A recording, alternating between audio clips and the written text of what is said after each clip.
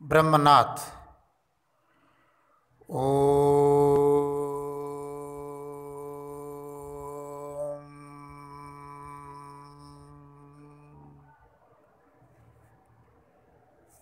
आदर्श शिक्षण समिति बाड़मेर के ई शिक्षण में सभी भैया बहनों का स्वागत।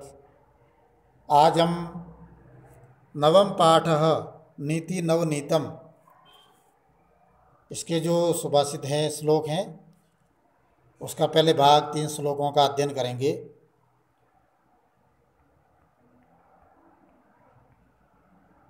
पहले है पाठ परिचय। प्रस्तुत पाठ मनुस्मृति के कतिपय श्लोकों का संकलन है जो सदाचार की दृष्टि से अत्यंत महत्वपूर्ण हैं।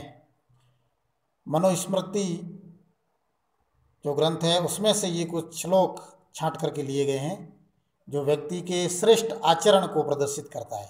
इसमें अच्छाइयाँ, व्यक्ति की अच्छी बातें जो होनी चाहिए, उन बातों का यहाँ इस श्लोकों में उल्लेख किया गया है। यहाँ माता पिता तथा गुरुजनों को आदर और सेवा से प्रसन्न करने वाले अभिवादनशील मनुष्यों को मिलने वाले लाभ की चर्चा की गई है। इसके अतिरिक्त सुख दुख में समान रहना, अंतरात्मा को आनंदित करने वाले कार्य करना तथा इसके विपरीत कार्यों को त्यागना, सम्यक विचारोपरांत तथा सत्य मार्ग का अनुसरण करते हुए कार्य करना आदि शिष्टाचारों का उल्लेख किया गया है। ऐसे व्यक्ति के जीवन में जो श्रेष्ठ बातें हैं, उन बातों को यहाँ पर चर्चा करते हुए श्लोकों को लिखा गया है।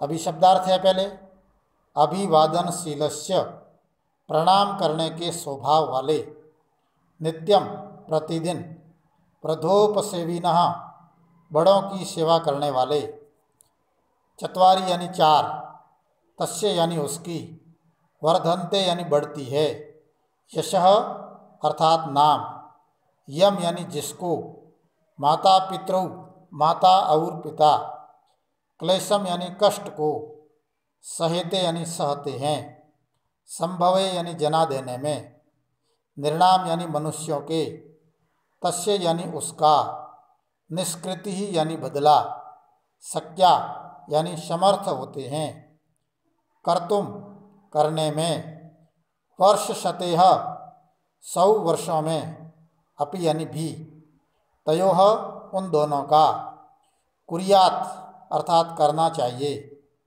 तेषु उनके, त्रिषु तीनों के, तुष्टेषु संतुष्ट होने पर, तपः तपस्या, समाप्यते समाप्त होती है।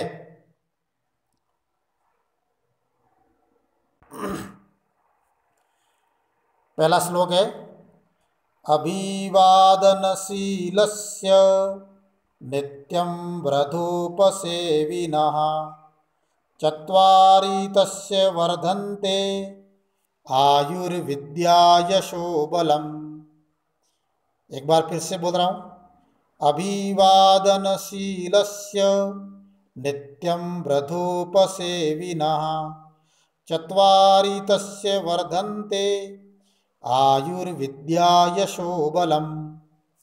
अर्थात अभिवादनशीलस्य यानी प्रणाम करने की आदत वाले या अभिवादनशील वाले, नित्यम व्रधोपसेविना तथा प्रतिदिन, व्रधोपसेविना यानी बुजुर्गों की सेवा करने वाले या वृद्धों की सेवा करने वाले, तस्य वर्धन्ते उसके बढ़ते हैं, चत्वारि यानी 4, उनके 4 चीज़ें बढ़ती है। क्या क्या? आयु, विद्या, यशः, बलम, यानी उसकी आयु बढ़ती है, उसकी विद्या बढ़ती है, उसका यश यानी नाम, प्रसिद्धि, और उसकी बल या ताकत बढ़ती है। यानी अर्थात अभिवादनशील तथा प्रतिदिन वृद्धों की सेवा करने वाले व्यक्ति की आयु, विद्या, यश और बल, ये 4 चीज़ें बढ़ती है। दूसरा श्लोक है यम माता पितरौ क्लेशम सहेते संभवे नृणाम न तस्य निष्कृतिः शक्या कर्तुं वर्षशतेरपि। यम माता पितरो क्लेशम सहेते संभवे नृणाम, नृणाम यानी मनुष्यों की, संभवे यानी उत्पत्ति या जन्म देने में, मनुष्यों की उत्पत्ति में, यम यानी जो, माता पितरो माता और पिता, क्लेशम सहेते कष्ट सहते हैं। मनुष्यों की उत्पत्ति या मनुष्यों के जन्म देने में जो माता पिता जिस कष्ट को सहते हैं, न तस्य निष्कृति, निष्कृति का मतलब होता है बदला, तस्य निष्कृति उसका बदला, शक्याम कर्तुम, शक्याम यानी सकता है, कर्तुम यानी करने में, वर्ष शतेह अपि, वर्ष शतेह अपि का मतलब 100 वर्षों में भी, ना यानी नहीं, यानी उसका बदला 100 वर्षों में भी नहीं चुका सकते, उसका बदला चुकाने में 100 वर्षों में भी वह समर्थ नहीं हो सकता। शक्या कर्तुम यानी करने में समर्थ नहीं हो सकता, अर्थात मनुष्यों की उत्पत्ति और पालन पोषण करने में जो माता पिता कष्ट को सहते हैं, उसका बदला चुकाने में 100 वर्षों में भी समर्थ नहीं हो सकता। तीसरा श्लोक है, तयोर्नित्यं प्रियं कुर्यात् आचार्यस्य च सर्वदा तेष्वेव त्रिषु तुष्टेषु तपः सर्वं समाप्यते। तयो, तयो यानी उन दोनों का, और आगे शब्द है कुर्यात् आचार्यस्य, आचार्य यानी आचार्य का, उन दोनों शब्द यहाँ माता और पिता के लिए किया गया है। माता पिता और आचार्य का नित्यम यानी नित्य, प्रतिदिन, सर्वदा सदैव, उन माता पिता का और आचार्य का सदैव प्रतिदिन प्रियम, प्रिय करना चाहिए। माता पिता को और आचार्य को सदैव प्रतिदिन प्रिय करना चाहिए। तेष्वेव, तेषु, तेषु यानी उन, त्रिषु यानी तीनों के, तुष्टेषु यानी संतुष्ट होने पर, उन तीनों के संतुष्ट होने पर तपः सर्वम समाप्यते, सारे तप समाप्त हो जाते हैं या सार्थक हो जाते हैं। जो तप करते हैं वो सार्थक हो जाता है, तपस्या उसकी फलीभूत हो जाती है। तयोर नित्यम प्रियम कुर्यात् आचार्यस्य स सर्वदा, यानी उन दोनों माता पिता और आचार्य का सदा प्रतिदिन उनको प्रिय करना चाहिए। तेषु, यहाँ तेष्वेव शब्द में यण संधि है, तेषु धन एव, तेषु यानी उन, एव यानी ही, त्रिषु यानी तीनों, और तुष्टेषु यानी संतुष्ट होने पर, तपः सर्वम समाप्यते, उन तीनों के ही संतुष्ट होने पर सारे तप समाप्त हो जाते हैं। बस अभी तीनों श्लोकों का अर्थ समझ गए। आगे के शेष 3 श्लोक अगले कालांश में पढ़ेंगे। अब कुछ प्रश्नोत्तर है। अधोलिखितानां प्रश्नानि उत्तराणि एक पदेन लिखत, निम्नलिखित प्रश्नों के उत्तर एक पद में देना है। निर्णाम संभवे कौ क्लेशम सहेते, तो माता पितरौ, कीदृशम जलम पिबेत वस्त्रपूतम, नीति नवनीतम पाठ कस्मात् ग्रंथात् संकलितः मनुस्मृतयः, कीदृश्यम वाचं वदेत सत्यपूताम, दुःखम किम भवति परवशम, आत्मवशम किम भवति सुखम, कीदृशम कर्म समाचरेत मनः पूतम। दूसरा प्रश्न है, अधोलिखितानि प्रश्नानाम उत्तराणि पूर्ण वाक्येन लिखत, नीचे लिखे प्रश्नों के उत्तर पूर्ण वाक्य में दीजिए। पाठेस्मिन् सुख दुखयो किम लक्षणम उक्तम, पाठेस्मिन् सुख दुखयो लक्षणम अस्ति परवशम सर्वम दुखम आत्मवशम च सर्वम,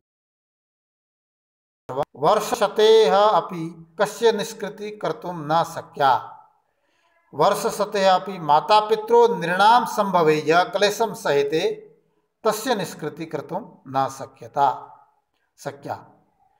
त्रिषु तुष्टिषु तपः समाप्यते वाक्यस्मिन् त्रयके सन्ति। तो त्रिषु तुष्टिषु तपः समाप्यते वाक्यस्मिन् त्रय माता पिता आचार्यः सन्ति। अस्माभिः कीदृशं कर्म कर्तव्यं? यत् कर्म कुर्वत् अस्य आत्मनः परितोषः स्यात् तत् कर्म अस्माभिः कर्तव्यम्। अभिवादनशीलस्य कानि वर्धन्ते? अभिवादनशीलस्य आयु विद्या यश बलश्च एतानि चत्वारि वर्धन्ते। सर्वदा केषां प्रियं कुर्यात्? सर्वदा माता पिता आचार्याणां प्रियं कुर्यात्। तीसरा प्रश्न है स्थूल पदानावलंब्य प्रश्न निर्माण कुरुत। जो गहरे काले शब्द लिखे हैं उसको आधार मान करके प्रश्न निर्माण करना है। वृद्धोपसेविनः आयुर्विद्या यशो बलम न वर्धन्ते। वृद्धोपसेविनः, अब ये यहाँ स्थूल पद है, इसकी जगह आएगा कस्य आयुर्विद्या यशो बलम न वर्धन्ते। ख है मनुष्य सत्यपूताम वाचम वदेत। यहाँ स्थूल पद है सत्यपूताम, उसकी जगह प्रश्नवाचक शब्द आएगा कीदृशीम। मनुष्य कीदृशीम वाचे वदेत। त्रिषु तुष्टिषु सर्वम तपः समाप्यते। तो तपः शब्द के लिए स्थूल पद है, उसकी जगह आएगा किम। त्रिषु तुष्टिषु सर्वम किम समाप्यते। फिर ग है माता पितरो नृणाम संभवे भाषया क्लेशम सहेते। यहाँ शब्द है माता पितरो, तो उसकी जगह आ गया कौ, द्विवचन का रूप है, इसीलिए कौ नृणाम संभवे भाषया क्लेशम सहेते। फिर यहाँ है तयोः नित्यम प्रियम कुर्यात्। यहाँ तयोः शब्द के लिए प्रश्नवाचक बनाना है, तो उसकी जगह है कयोः नित्यम प्रियम कुर्यात्। इस प्रकार ये तीनों श्लोक, तीनों प्रश्न हम सबको कॉपी में करना है। और ये जो 3 श्लोक और उनके अर्थ लिखे हुए हैं, ये सभी भी हमको अभ्यास पुस्तिका में करना है। जय श्री राम।